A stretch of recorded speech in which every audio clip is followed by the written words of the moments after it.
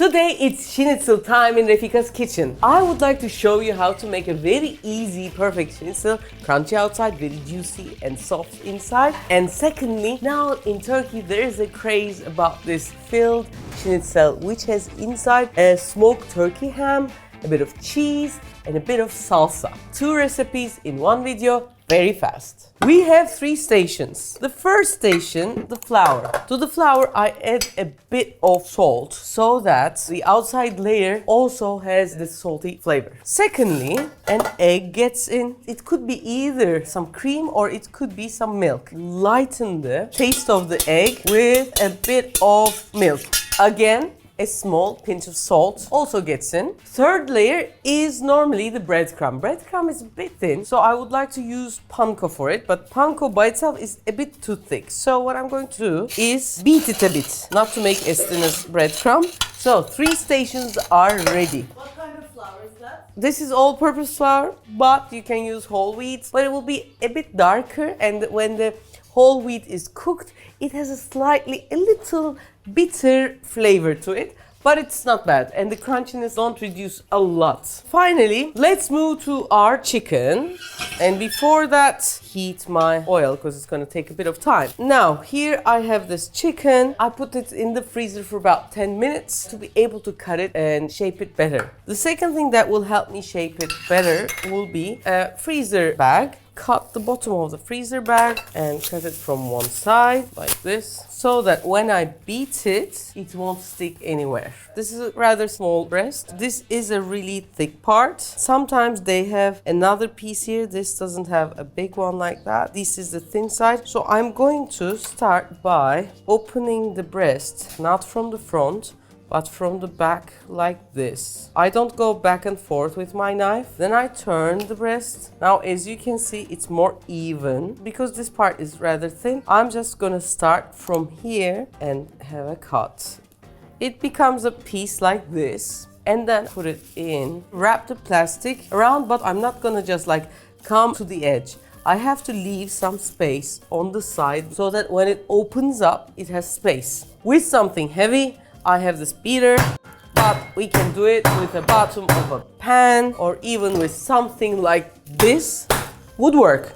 One thing that it shouldn't be breakable and the edge should be straight. But of course, because this has its own weight, everything is easier.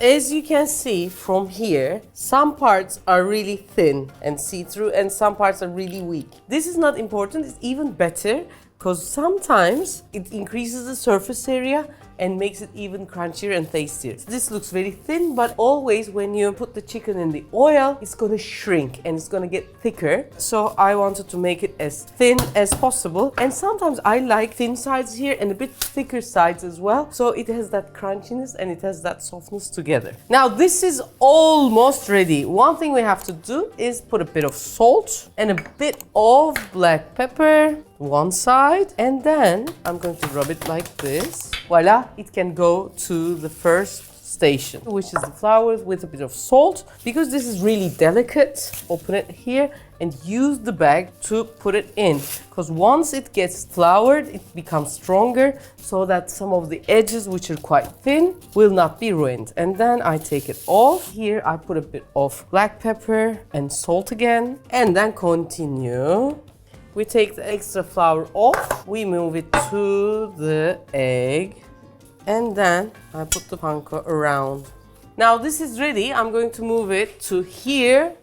Let's check whether the oil is hot. To understand it, we dip a spatula. I turn on the heat a bit. In about 180 degrees, it starts to bubble immediately like this. Because the bottom is thick, it's gonna increase very fast. I am putting the schnitzel from first my side and then to the further away. If we were in the restaurant or we want to make like 10 of these schnitzels, we would make this and make the coating and then put it in each one in one plastic bag and throw it in the fridge. This way what happens, it gets freezed very thinly so that it's easier to move from a place to another place and can make it really even thinner. Secondly, you take it out from the fridge and you put it in the deep frying. And in deep frying, because it's too thin, when outside gets brown and crispy, inside is still juicy and soft. So maybe it's a better idea to do some of these and Freeze them.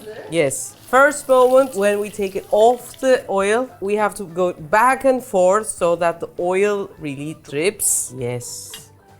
As you can see, this is ready. We can have a kartoffel salad with it. We can have cucumber salad, but always with a bit of lemon. Sometimes as if the oil is not enough, the fat is not enough, you can put some butter on it. You can make the butter with a bit of garlic and a bit of thyme. Mix it well and put it in the middle. And as you can see, it's quite crunchy on the sides and soft. Juicy inside.